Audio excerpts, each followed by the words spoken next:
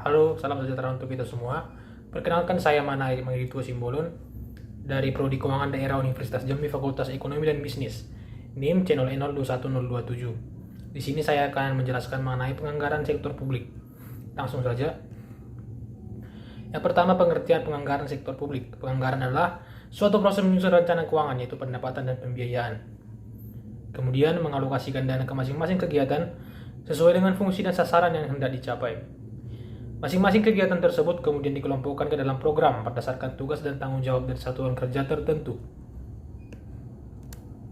Kemudian pengertiannya menurut ahli. Penganggaran sektor publik atau public budgeting menurut Rubenstein pada tahun 2002 adalah a plan for introducing programs deal with objectives and goals within a period including estimate of resources required, usually compared with the past periods and showing future requirements. Kemudian peran anggaran sektor publik. Yang pertama, peran dari aspek makro. Anggaran sektor publik dari sudut pandang makro berfungsi sebagai alat untuk mengalokasikan sumber daya publik, melakukan distribusi ekonomi, dan menciptakan stabilitas ekonomi, sosial, dan politik. Yang kedua, peran anggaran dari aspek makro. Kemudian peran anggaran dari aspek mikro terkait dengan fungsi anggaran dan sistem perencanaan dan pengendalian manajemen organisasi. Kemudian jenis-jenis anggaran sektor publik. Yang pertama itu line item budget. Line item budget merupakan sistem anggaran yang menyajikan belanja berdasarkan input atau sumber daya yang digunakan.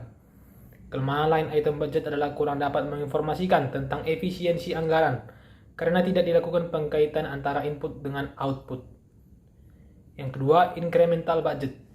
Selain bersifat line item budget, anggaran tradisional juga bersifat incremental budget. Incremental budget merupakan sistem penganggaran yang hanya menambah atau mengurangi jumlah anggaran dengan menggunakan data anggaran tahun lalu sebagai dasar perencanaan untuk tahun yang sekarang. Kemudian, planning, programming, dan budgeting system atau PBBS. Akuntansi sektor publik adalah adanya upaya mereformasi anggaran dari sistem anggaran tradisional menjadi anggaran modern yang berorientasi pada pendekatan New Public Management. D atau yang keempat, zero based budget atau ZBB. Zero based budgeting merupakan sistem penganggaran yang berbasis nol atau dimulai daripada nol. ZBB tidak menjadikan setiap anggaran merupakan anggaran yang baru sehingga dimulai daripada nol.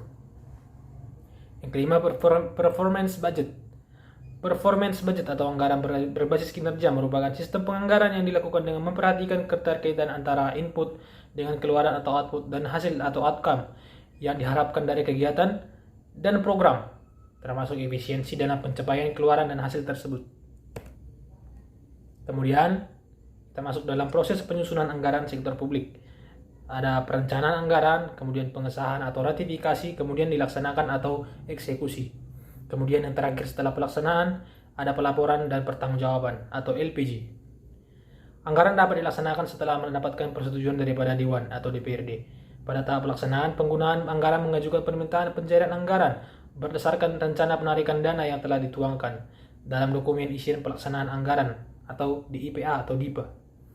Untuk unit kerja di pemerintah pusat dan dokumen pelaksanaan anggaran satuan kerja perangkat daerah atau DIPA SKPD untuk pemerintah daerah setingkat kabupaten, kota, dan provinsi. Aspek perilaku politik penganggaran sektor publik. Terdapat dua aspek perilaku dan politik penganggaran sektor publik, yaitu yang pertama, aspek dalam penganggaran sektor publik. Anggaran dapat mempengaruhi perilaku pimpinan dan pegawai yang berperan sebagai pelaksana anggaran. Aspek perilaku dalam anggaran dapat mempengaruhi kinerja anggaran. B. Aspek politik dalam penganggaran sektor publik. Penganggaran sektor publik merupakan suatu proses politik, bukan semata-mata permasalahan teknis akuntansi, keuangan, dan manajerial saja. Anggaran sektor publik merefleksikan pilihan tentang apa yang akan dilakukan pemerintah dan apa yang akan tidak dilakukan. Nah, jadi kesimpulannya, penganggaran adalah suatu proses penyusunan rencana keuangan, yaitu pendapatan dan juga pembiayaan.